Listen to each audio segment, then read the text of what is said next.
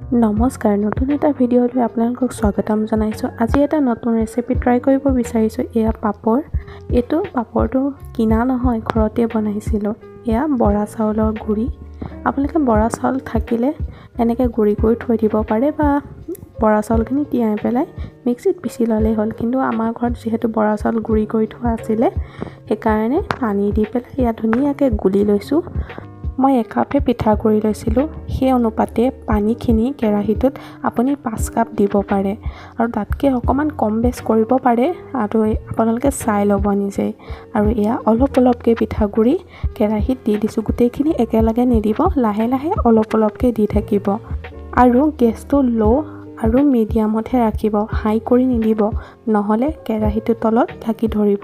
এয়া ধুনীয়াকৈ লৰাই আছোঁ। ইয়াত কোনো ধৰণৰ নিমখ বা কোনো ধৰণৰ তেল ইউজ কৰা নাই বৰ্তমানলৈকে।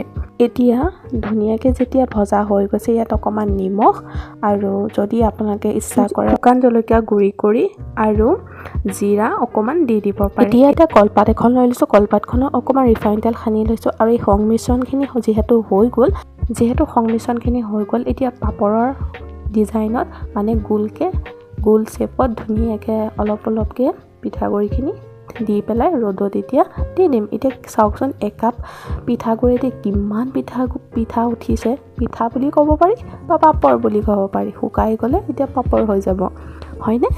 এতিয়া চাওকচোন, সেয়াকে ভিডিঅ'টো কিমান ধুনীয়াকৈ শুকাই গৈছে। এয়া মই এতিয়া হাতৰ তলুৱাত দি চাবচোন, হাতৰ তলুৱাখনো দেখি পাই গৈছে কিমান পাতলা হৈছে।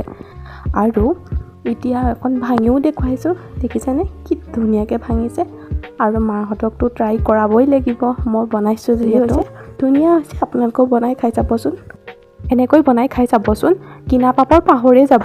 প্লিজ ভিডিঅ'টো যদি ভাল পালে লাইক, শ্বেয়াৰ এণ্ড ছাবস্ক্ৰাইব। ধন্যবাদ। নতুন এটা ভিডিঅ'লৈ আহি আছোঁ।